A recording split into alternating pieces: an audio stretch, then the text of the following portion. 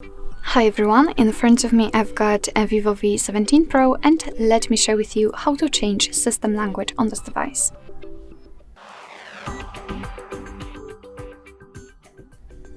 So first of all we have to enter the settings and then let's scroll in order to find system management. Then let's tap on language and input and pick languages. And as you can see we've been transferred to this list with all available languages from which we can choose. So basically, unfortunately, in this device it is pretty easy. All you have to do is to find your language and tap on it. So let me pick Greek, and as you can see it has been immediately applied, and right now the whole system, the whole menu is in the chosen language. Let me show it to you again. So the language, find the language you want to use, tap on it, and it will be applied immediately.